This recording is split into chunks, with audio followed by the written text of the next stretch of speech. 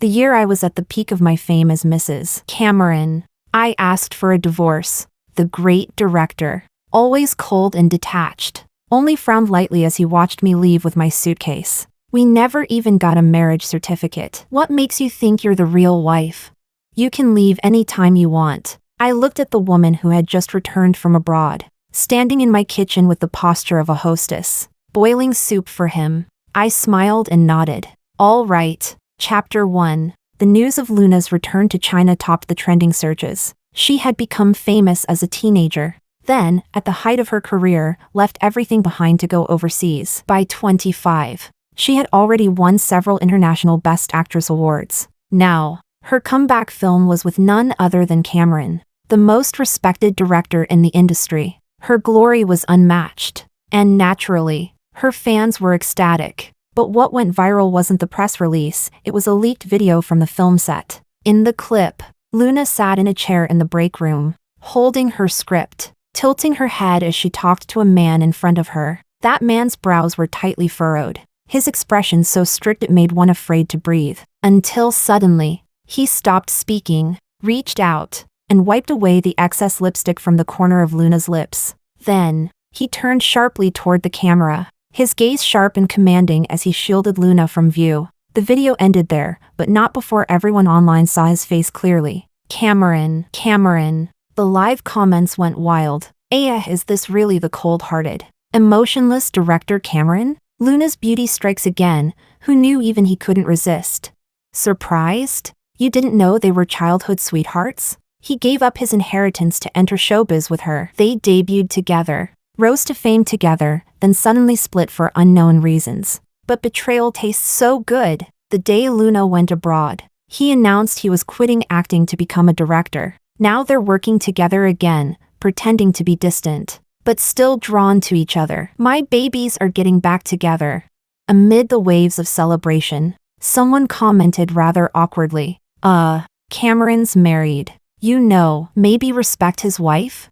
Pfft, you mean that wife he's kept hidden for 5 years? Sorry. Step aside. Side character, the true love is back. I set down my phone and calmly digested the insults aimed at me. The dishes on the dining table had already gone cold. The happy birthday on my cake had melted into an unreadable blur. Cameron had forgotten again the promise he'd made to come home and celebrate my birthday. Then again, when I reminded him 2 days ago, he'd only replied with a casual hum. He probably never meant to come back. I made a lazy wish, ate a few bites of the cloying cake, and went to bed alone. But in the middle of the night, I was awakened by sounds downstairs. When I opened the door, the man stood there against the light, coat still on. Didn't you say you wanted me home for your birthday? The tone, almost accusatory. I lowered my eyes and said quietly, but it's already 3 in the morning. Silence filled the air, suffocating me. I lifted my head, trying to speak again, but he'd already turned away. Then stop asking me to come home, he said coldly, and left. Chapter 2. I've never slept well, and after being awakened last night, I barely rested at all. By morning, I felt drained and heavy. Cameron had already left. This house was just a pit stop for him, a temporary apartment where he occasionally dropped by. When I came downstairs, the housekeeper handed me a gift box with a smile. It's the birthday present Mr. Cameron left for you last night. See? He does care about you. I took it, opened the lid, and found a pair of pink diamond earrings. I smiled faintly and said nothing. I never wore earrings, least of all pink ones. The gift made no sense, yet somehow eased a fraction of the bitterness in my chest, until I saw the new behind-the-scenes clip online. Luna, in a dazzling red dress, was confidently pointing out flaws in Cameron's directing. There was an audible gasp around her, but Cameron, standing in the center, said nothing. After a brief pause, he simply nodded. We'll do it her way. The internet exploded again. He's so in love. She's the only exception.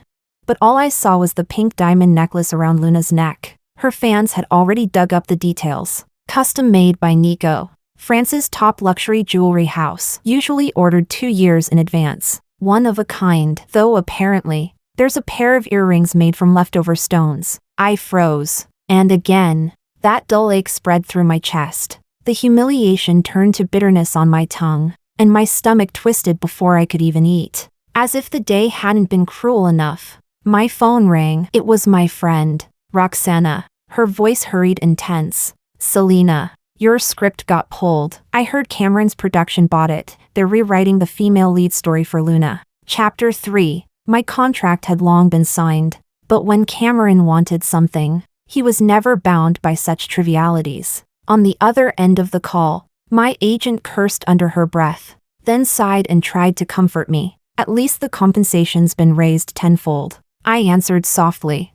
But I didn't tell her the truth. I had worked on that script for 3 months. Every single word was something I had labored over. Burning the midnight oil. Now, staring at the cold, empty living room, I suddenly felt that everything was meaningless. Luna and I were cousins, yet we had always lived in 2 completely different worlds. When I was 5, my parents died in a car accident. After that, my uncle's family took me in, and I lived under the same roof as Luna. Being dependent on others was never pleasant. Her parents didn't like me, though they tolerated my presence out of guilt for how much my late parents had helped them. Luna didn't like me either. The thing she said to me the most was, "If you're going to live in my house, keep quiet. No one wants to hear you talk." A cramped room and a heavy loneliness, that was my entire childhood. The only warmth I remembered came from a visit to Cameron's house. When the boy gently helped me up after I fell, that was the first time I met him.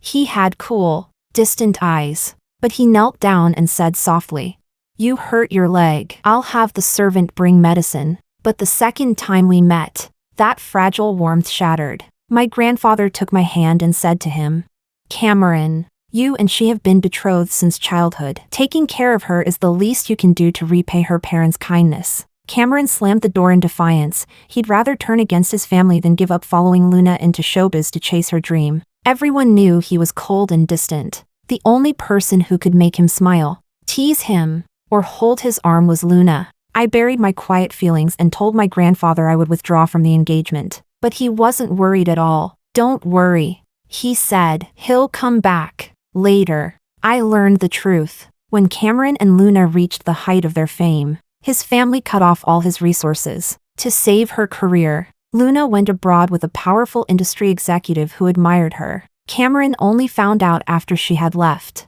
They fought bitterly, and in the end, they went their separate ways. He agreed to the engagement with me after that. But he never once showed me warmth again. Just like now, this was the 3rd time he'd finally answered my call. My throat tightened, my eyes burning. "Cameron, that script, it was mine." There was a knock on his end of the line, followed by a bright, familiar voice. "Luna, Cameron, didn't you say you'd take me out to eat?" After a long while, he came back to the phone, his tone cold and impatient. "Did you need something?" I blinked, then pressed the hang-up button. No. The sky outside was gray, no different from the countless other days of my life. And yet, something inside me was quietly, clearly taking shape. I wanted a divorce. Chapter 4. I pulled out my suitcase and spent the entire afternoon packing my things. The walk-in closet was now half empty, only a few of Cameron's suits remained, making the space feel hollow and cold. When I carried my suitcase downstairs, I realized someone was busy in the kitchen. A woman stood there with an apron tied around her waist, her dark curls falling over her shoulders. Steam rose from the pot in front of her. Hearing my footsteps, she didn't even turn around. "It's almost ready. You don't need to come over." You should really scold Selena a little. There's nothing left in the house. Luckily, at least I found something to make hangover soup with. I listened to Luna's soft, casual tone and said quietly, "He doesn't drink what I make." Cameron was always busy, so busy that even our engagement banquet had been something he attended briefly, just to save face. He rarely came home, usually only stopping by after work or a social event. I once tried learning how to make hangover soup. I even offered it to him once. When he'd come home drunk, he took one sip, frowned, and poured the entire bowl into the trash. Luna's recipe. Who did you learn it from? Stop doing these shallow tricks. Luna froze for a moment, then smiled faintly. So it was you, Selena. The crew had a dinner party tonight. Cameron drank quite a bit, and he wouldn't let anyone else help him. So I brought him back. The last time he drank this much was the day I went abroad. She ladled out a bowl of soup. I heard he hasn't attended a single cast dinner all these years. This must have been because I was there. Cameron. Luna called softly behind me. I turned to look and saw Cameron leaning against the wall. His eyes were heavy with fatigue, but they stayed fixed on Luna, as though he'd been watching her for a long time. She handed him the bowl of soup. He stared at it silently, then took it and drank it all in one go. No anger, no harsh words, no rejection. He didn't throw it away. I stood in the corner, feeling as though I'd been pushed miles away from them, so far that Cameron didn't even notice I was there. Only when I placed the house keys and the wedding ring gently on the table did he finally look over. Cameron, I said quietly, I want a divorce. He frowned. What did you say? Chapter 5. A flicker of surprise passed through Luna's eyes, followed by a tone tinged with reproach. Selena, is it because I came back? You don't have to do this. Cameron's exhausted. Don't cause trouble. Cameron rubbed his temples impatiently. Is this about that script? If it is, Selena, I don't have time for your childish tantrums. I didn't answer. I only glanced at the beautiful, flawless diamond necklace around Luna's neck, then thought of my tiny pair of mismatched earrings, and I spoke again, firmly. I'm not throwing a tantrum. I'm asking for a divorce. I didn't take anything from this house. My suitcase only has my clothes. Don't worry. As for that gift, I left it in the bedroom. You can have it back. I don't want it. The living room fell into suffocating silence. Cameron slowly lowered his hand, his hawk-like gaze landing on me. Then he looked at the items on the table and laughed mockingly. If it weren't for grandfather's wishes, do you think I'd have stayed with you all these years? And besides, we never even registered our marriage. What makes you think you're the legitimate wife? If you want to go, just go. No need for this performance. He called for the housekeeper impatiently. Throw those keys and that ring in the trash. Then, without hesitation, he made a call. In one sentence, he revoked my status and froze all my bank cards. Finally, he looked at me. I despise foolish behavior like this. Selena, take care of yourself. Chapter 6. Dragging my suitcase behind me, I knocked on Roxana's door. She took one look at the mountain of bags and boxes stacked behind me and nearly dropped the bread she was biting. You actually divorced him? I caught the bread midair and stuffed it back into her mouth. Yeah, so, take me in for a while, will you? Her face lit up instantly. She ordered hundreds worth of takeout, celebrating my freedom regained while cursing Cameron between bites. After a while, she looked at me cautiously. Selena, are you not sad? I dug through my suitcase and pulled out a notebook, gently brushing my hand across the dented cover. No, not really. That notebook was my script manuscript. I flipped through a few pages. The handwritten scenes I had spent countless nights refining looked almost ridiculous to me now. All those memories I had treasured in my heart, Cameron had never cared about them at all. He hadn't even realized that those storylines were about us. He'd forgotten, too, how he used to comfort me when I woke up from nightmares. After my parents' death, I had no one left to rely on. I pretended to be mature, obedient, always sensible, even when I was tossed from Luna's home into Cameron's like an unwanted object. I never cried, but in those dark nights, when thunder split the sky and the room trembled with its roar, I would shake uncontrollably, hiding under the blanket's suffocating blackness. I was afraid of the dark, afraid of loneliness, but I knew no one wanted to hear about my fear or helplessness. Yet somehow, Cameron had turned on the nightlight, wrapped me in his arms, and gently pried open the arms I'd bitten raw. Selena, sleep well. His warmth had driven out all my cold. His low voice had become the lifeline that kept me from drowning in nightmares. Don't hurt yourself. Next time, come to me. It was like a drowning soul grasping a piece of driftwood. I clung to him with all my strength, just to breathe a little air. On the day of our engagement, I gave him the only keepsake my parents had left me, a heart-shaped lock. But when I packed today, I found it lying forgotten in a cabinet corner, covered in dust. I smiled faintly and closed the notebook. Might as well throw it away. None of it matters anymore. Then, turning to Roxana, I pretended to pout. But since I'm broke now, you have to feed me, okay? Roxana grinned. popping a skewer of roasted lamb into my mouth. Feed you? I can barely feed myself. She leaned closer with a mischievous look. So, there's a new gig. You taking it or not? Chapter 7. Roxana and I met in college. We were both drama literature majors. After graduation, she gradually became a well-known screenwriter. But Cameron never liked the idea of me working in this field. He once said he didn't want to see me both at home and at work. So all these years, I did nothing. Every script I poured my heart into was dismissed by him with a single sentence. And now, what Roxana was offering was the chance to write an original screenplay. The story's protagonist was a girl who grew up deep in the mountains. This kind of theme doesn't have much commercial appeal, Roxana explained. And the team will be stationed in the mountains for months, places where there's barely any signal, tough conditions, and long shoots. But the director, though young, has swept every Best New Director award in recent years. It's a great opportunity. Selena, do you want to give it a try?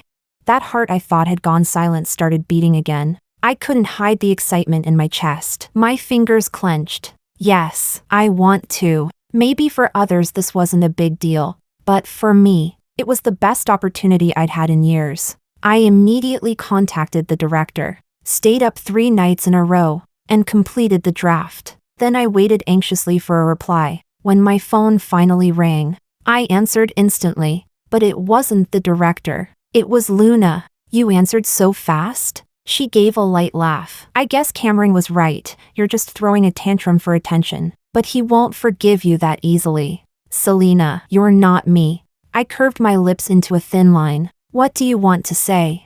That red gemstone cufflink of Cameron's, she said, her tone rising just slightly, a deliberate mix of arrogance and false gentleness. It was the one I gave him, it matches mine. He'll need it for the family dinner. Oh, and don't forget to come home. Grandfather misses you. When she said that last part, there was a faint trace of irritation beneath her voice. I replied calmly. Ask the housekeeper about the cufflink. As for the dinner, I won't go. I'll visit grandfather another time. Sister, if you want to reconcile with Cameron, just do it. You don't need to use me as an excuse. There was a pause on her end before she spoke again, her voice colder now. Selena, you misunderstand. I was just being kind, reminding you this is your chance to make peace. If I wanted to reconcile, you'd never have had the chance to ask for a divorce. Why are you snapping at me?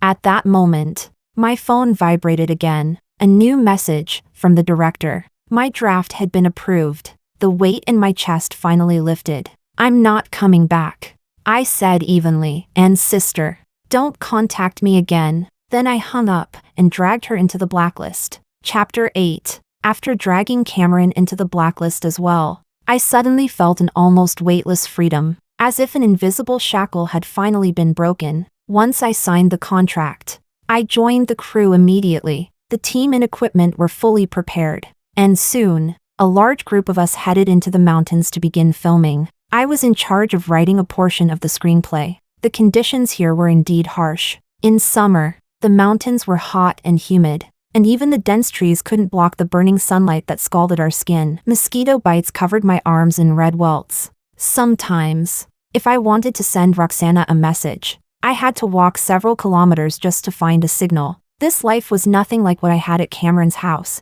not even a tenth as comfortable. No housekeepers, no servants. Every trivial task had to be done by myself. Some nights, after spending the entire day buried in the script, I had only enough energy left to take a quick shower before collapsing into bed. And yet, for the first time, I felt a kind of joy and passion filling every corner of my being. For the first time, someone told me, Selena, you're truly talented. Inviting you was the right choice. My face burned. I stammered my thanks awkwardly. Praise had always been a luxury in my life. Back in Luna's house, every time I scored a few points higher than her, something of mine would mysteriously break, or I'd accidentally be locked outside the house. That's when I began to understand her parents never wanted to see me outshine their daughter. After marriage, I foolishly believed Cameron would be different. But he had said, Selena, there are so many outstanding screenwriters in the industry. What makes you think you can compete with them? Just stay home, play your part in front of grandfather, And don't show up at my workplace. I don't want to see you there. Don't make me hate you. Those words wove themselves into an invisible web that bound me for over 20 years. They made me cautious, hesitant, afraid to act. But now, Selena, your writing's getting better and better. No wonder the director wanted you. The whole writing team's praising you. Keep it up. Selena, believe in yourself. This film is gunning for this year's Golden Awards. Months passed in a blur, exhausting but fulfilling. When we finally left the mountains, the world looked brand new, as though it had been painted with a brighter hue. I turned on my phone, only to find my message inbox flooded, all from the same unknown number, with a cold, familiar tone. It was Cameron. Chapter 9. You blocked me? You're not at your friends. Where are you? Answer me. Selena. Of all places. Why Luis's crew? Are you doing this to spite me? What's the point? His and Luna's CP was still trending. His temper, as bad as ever. But in a recent interview, a reporter had prodded him with a smile. Director, there have been rumors that your marriage is cold and loveless. Now that Miss Luna's back and you're working together again, are you planning a reconciliation?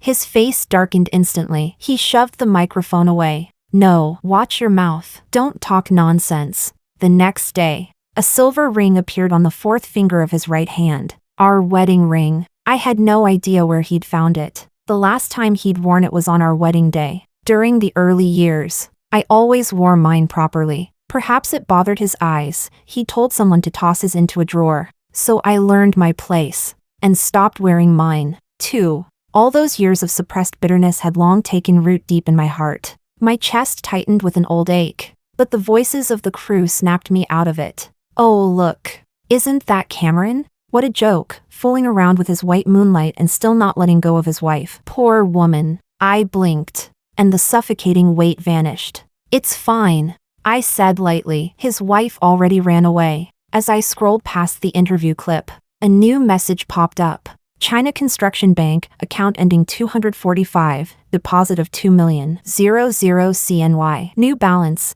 2,001,578 CNY. I frowned and immediately transferred it back. Almost instantly, my phone rang, as if he'd been waiting by it. I rejected the call. 2 seconds of silence. Then it rang again. He clearly wouldn't stop until I picked up. I finally answered, unable to hide the irritation in my voice. Cameron, what do you want? Isn't my leaving enough for you?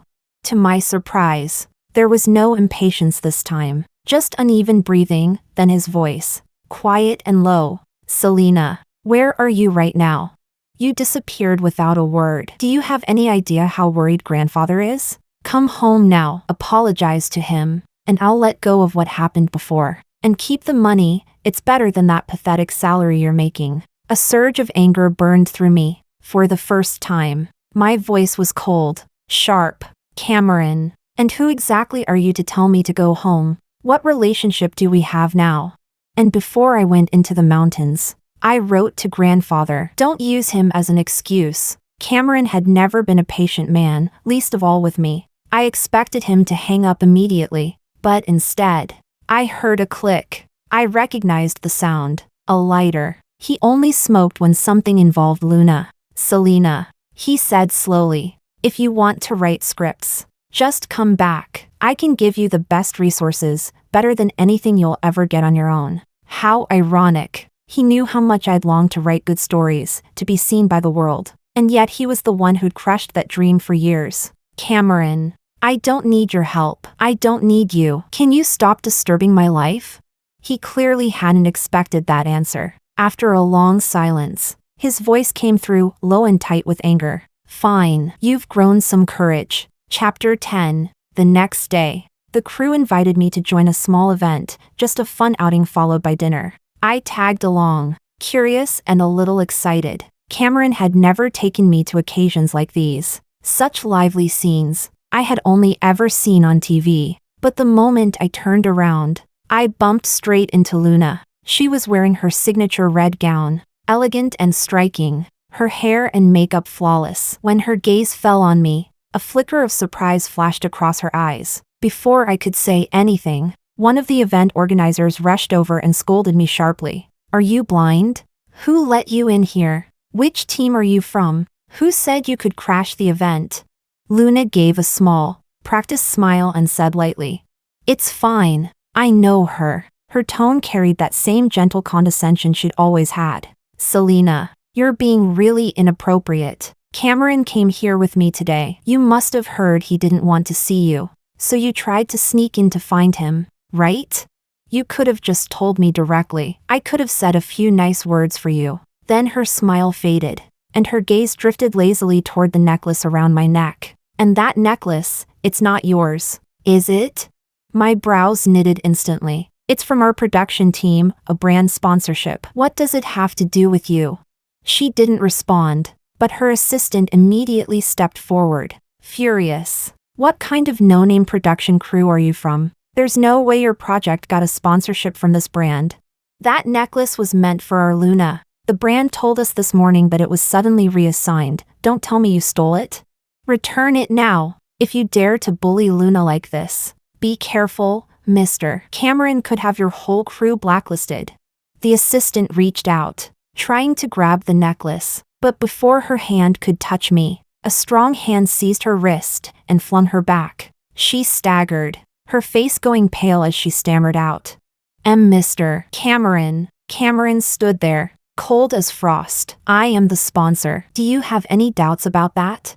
Luna's expression faltered for a split second before she forced a polite smile. Cameron. I didn't know, but he didn't even look at her. Instead, he gripped my wrist firmly and pulled me toward the backstage area. As we passed the stunned crowd, his voice cut through the air like ice. If anyone dares to record or spread what just happened, I'll deal with you personally. He was holding me too tightly. I tried to pull away several times, but his grip only grew stronger. Finally, I couldn't take it anymore and shoved him hard. Cameron, what on earth do you want?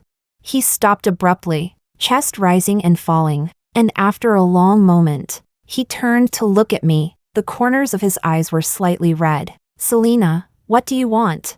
Is it really so hard for you to just come home with me? He lowered his head, his gaze locked on me, his voice hoarse, trembling. You've lost a lot of weight. The housekeeper said, you used to cry at home when I wasn't around. Why didn't you ever tell me? He slowly reached out, as if to touch my face. After this award season ends, I'll make time. We can talk, really talk. Let's stop fighting. Selena. Chapter 11. Admitting fault never existed in Cameron's vocabulary. In his world, there was only ever me, the one who should bow my head and reflect. Even when I wasn't the one at fault, I used to crave even a fragment of his gentleness, longing for someone who could be my safe harbor, but it always seemed impossible for me to have what I wanted. So I finally gave up, wounded all over, exhausted beyond repair, and now that I no longer want it, he suddenly insists on forcing it upon me. No, the crew burst in at that exact moment, interrupting his questioning. Selena, there you are. We've been looking for you everywhere. I pulled away from him and left with them. Behind me, he stood frozen, staring at his now empty hand, lips pressed tightly together, slowly lowering his arm. After the event, the crew couldn't wait to gossip about my relationship with him. Since it was pointless to hide it, I simply told them the truth. So the rumors were true. He and his wife had a big falling out. He's been in a terrible mood, snapping on set, making people reshoot hundreds of takes for no reason. He acts like he's so in love with his wife, but we've never once heard him mention her before. We all said he must be crazy, putting on some act. And in the end, turns out you're that wife. They all rushed to comfort me. We heard that he left the event early today, just walked out and abandoned Luna there. Didn't even show up at the celebration party for their film's award nomination. We're nominated too. It's not even certain who'll win yet. And they're already popping champagne and spamming press releases. Unbelievable. Selena, whatever you do, don't get back together with him. Surrounded by their chatter, the irritation I'd felt earlier from running into Cameron finally eased a little. I smiled and nodded. Absolutely not. Chapter 12. When life gets busy, time flies by. During this period, Cameron occasionally sent me messages. I ignored them all. He seemed determined to compete with me, pushing his film's release forward so that it would directly clash with ours. Aside from surprise, most of the online chatter mocked us, predicting we'd be completely crushed by his movie. Pressure and anxiety loomed over us day and night, but no one expected the tables to turn after release. Our film's reviews surged, and soon we were nominated for the Golden Horse Awards. On the night of the ceremony, the entire team was tense with anticipation, and inevitably, I ran into Cameron again. He looked at me, his tone calm and detached. "Selena, you're here too." "Of course, it's the award night, why wouldn't I be?" He gave a faint, mocking smile, as if he'd just heard something ridiculous. "You actually think it might be you?" I met his eyes steadily. "Cameron, how about you fix that habit of looking down on me before you try apologizing?" His gaze darkened. "Fine, then let's make a bet. If your film wins, I'll let you go, but if it doesn't, you'll come home with me." Quietly, then, with that same cold assurance, he added, "Though I'm afraid only the second outcome is possible." The ceremony began. On the grand, glittering stage, the host unfolded a small card. Our crew sat huddled together in a corner, each face tight with nerves and hope. My palms were slick with sweat.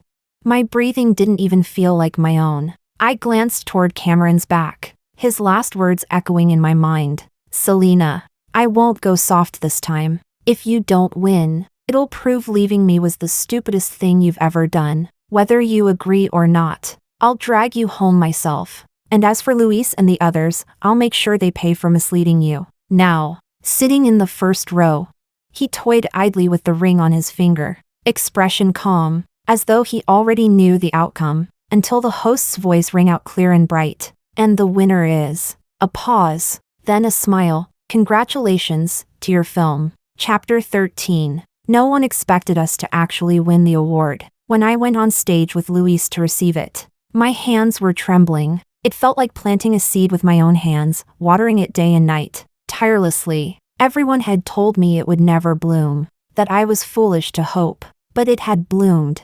The most beautiful flower. Amid mockery and scorn, no one could remain unmoved by that. After the ceremony, many people came over to congratulate and chat. I completely forgot about Cameron, until I reached the underground parking lot. There he was again, tall and still, leaning against the pillar beside my car. Half hidden in shadow, only the faint red glow at his fingertips showed through. A thin trail of smoke curling in the air. He slowly lifted his head and spoke hoarsely. "Selena." I stopped walking and stood quietly before him. He looked disheveled and weary, while I stood straight and calm, a sharp contrast. His eyes lingered on my face.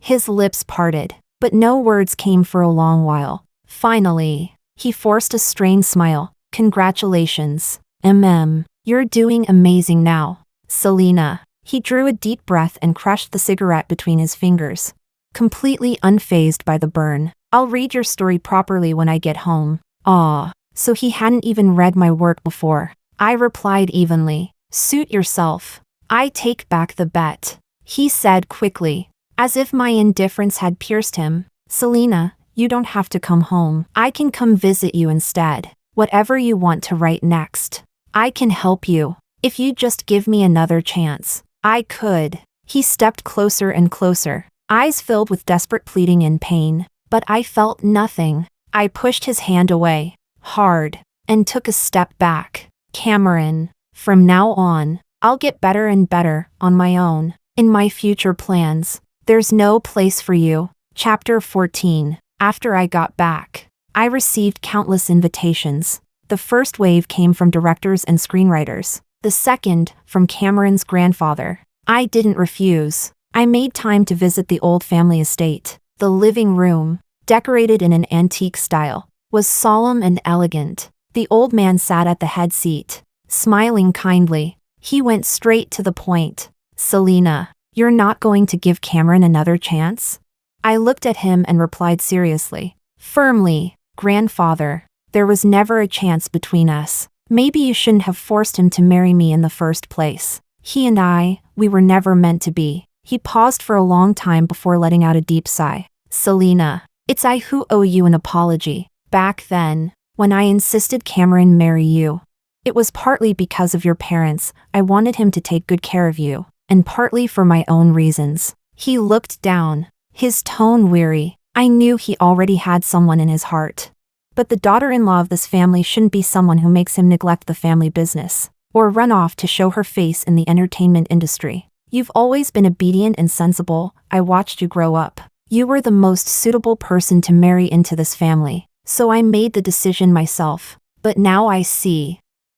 I was wrong. He waved a hand, and the butler stepped forward, placing several share certificates in front of me. This is Cameron's wish. These companies will be transferred to your name. Compensation for the years you spent with him. I lowered my gaze and thanked him softly. As I turned to leave, he called out again, Selena, you still recognize me as your grandfather, don't you? For my sake, could you give Cameron one last chance? Just talk to him properly. My answer didn't change. No. A loud crash rang out, the sound of glass shattering. I turned toward the doorway. Cameron stood there, his face white as paper. It seemed he could no longer bear it. He stepped across the shards, and tears spilled from his bloodshot eyes. Selena, but I've already read your notebook. How am I supposed to give you up now?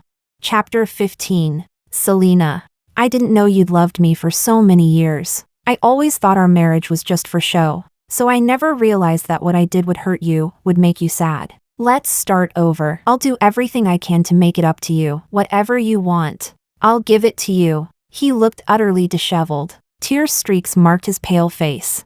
His hair was a mess.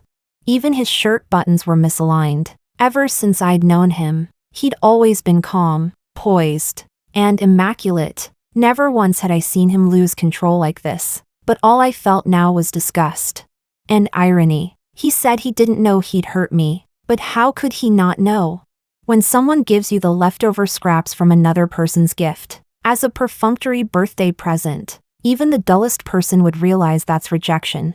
That's disdain. It's deliberate cruelty. And even worse, there had always been someone else who received his full warmth, unrestrained and sincere. I asked coldly, what about Luna?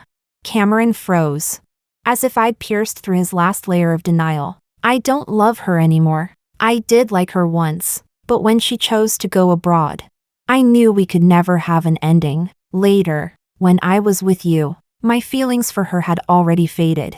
My only mistake was not realizing sooner that I'd gradually fallen for you. I lowered my head, listening to his absurd confession. After a long silence, I met his careful, pleading gaze and smiled faintly. Cameron, then let me tell you something too. I made a mistake as well. I should have realized sooner that after leaving you, the world outside had everything I was looking for. I really regret not leaving you earlier. Chapter 16. The light in his eyes shattered, breaking into tears that fell one by one. He only murmured softly, all right. After that day, we never met again. Later, on an ordinary afternoon, I heard that he had stepped down from directing altogether. Then came the news. Luna had been caught evading taxes. The internet exploded. People dug deeper and discovered that the person behind her downfall was Cameron himself. It was said things between them ended terribly. Luna stormed into Cameron's house in tears, screaming, "You did all this for her. Do you think she'll forgive you because of it? You're the one who can't make up your mind. First you hurt her, now you hurt me. In the end, you're the most disgusting one of all. You think you're some noble man? You claimed to love me so deeply. But the moment I left, you fell in love with another woman. What kind of devotion is that?" The farce ended with Luna being blacklisted from the industry. The once celebrated star vanished overnight. But she couldn't accept such an ending, so she added her own tragic epilogue. She stabbed Cameron, right in a vital artery. It took 3 days and nights of emergency surgery to drag him back from the brink of death. His body was never the same again. For the rest of his life, he would depend on medication. When he regained consciousness, the first thing he did was struggle to call me. "Selena, could you come see me? Just once, just for a moment. I'm so scared that I'll die without seeing you again." Without getting the chance to say I'm sorry, he was crying. his voice weak and trembling, each word broken by long pauses for breath. I said nothing. I hung up the phone, then added his number to my blacklist once more. I lifted my head. The sunlight outside was dazzling. From the computer came an impatient voice. Hey, where's the new script? I'm ready to start shooting. I typed quickly, smiling faintly. Almost done. Almost done.